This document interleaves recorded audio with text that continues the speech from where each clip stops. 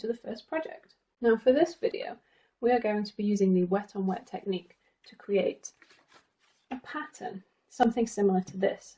We're going to be using a harmonious analogous colour palette of similar colours. We're going to be creating some flood areas and some touch areas so that we can create lots of really good wet on wet effects. Now you'll see that I have got a piece of paper here taped to a board. We'll be working on a slightly smaller scale. I've just taken some Langton paper and cut it into smaller pieces. I've taped it down with just some regular masking tape that I bought from a craft shop, and we're ready to start painting. So for this colour scheme, I'm going to use some reds, some pinks and some purples. So we'll start off with a red colour, and we're just going to paint some shapes. We'll paint a red circle there. And then what I'm going to do is add a little pink to the colour, and then paint a different colour next to it and allow it to bleed.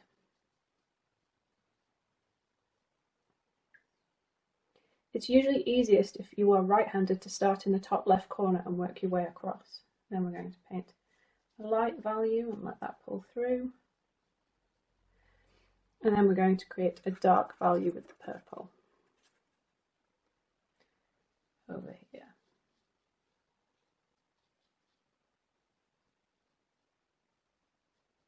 And to see if we can create a little bit of a flood there. Just neaten that edge up. There we go, brilliant. Then what we're going to do is add some more purple over here for contrast, but in a lighter value. Mix up a bit of purple, add plenty of water, and then it's a bit light, maybe put it in here. So what we're essentially doing with this is creating a variation of value and contrast. So we're going to have some strong colours over here and some lighter colours over here. And then because this area is all getting a bit middly, we're going to add a dark red here. I'm going to look at that bleed. That looks lovely. I'm going to add some back in there as well. You can always give it a bit of a nudge with your paintbrush. Now what I'm noticing here is that I have a bit of a puddle there with too much water. So I'm going to rinse off my brush, tap it on a paper towel, and then pick some of this excess colour up to allow that to bleed more evenly. There we go. So it's absolutely fine to keep going back through and making changes. Now what I'm going to do is add another medium purple into this gap here and let those paints bleed into it. And then I feel like it's missing some pink, so I'm going to add a nice rich pink colour over here.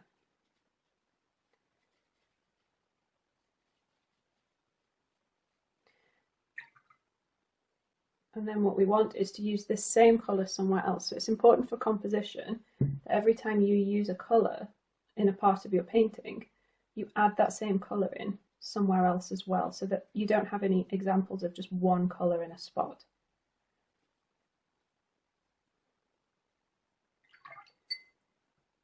Now I feel like what's missing here is another dark purple. What I try and do with my composition is to move in diagonals.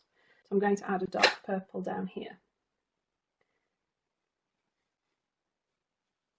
And let those colours flood into it by creating quite a thick, dry mixture of purple.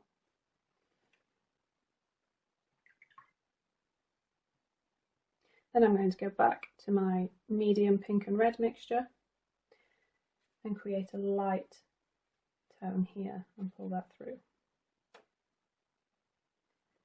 I'm going to touch all of the other ones but clear up that little puddle that appeared there.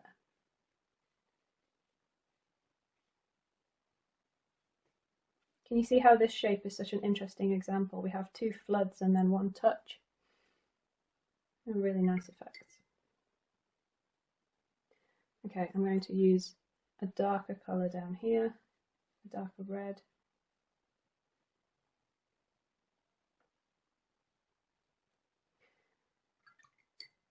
And then back to the pink as well. Let's mix that up.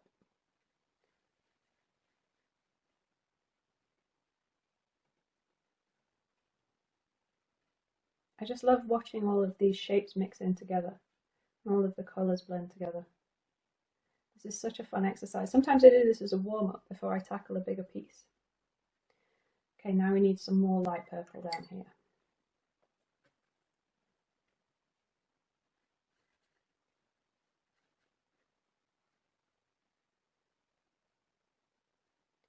There we go.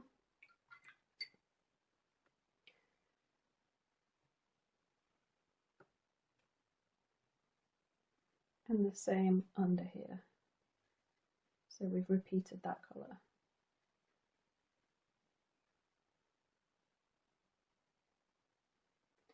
Got a bit of a puddle there, so we'll just clear that up.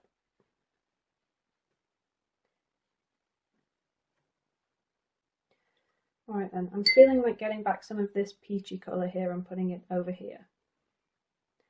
I'm going to add a bit more pink to this mixture and then plenty of water and get a nice peach colour going here.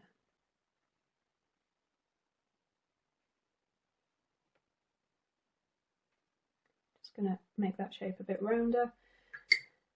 And then to finish, we're going to have a dark purple over here.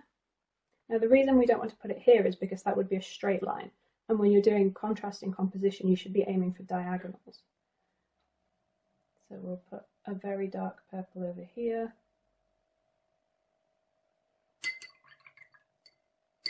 And then we're going to create a mid-toned pink in here. That's a bit too much water. There we go. Oh, I love this effect. And then to finish off, a deep bit of red in the gap to create contrast. We're going to let that push out.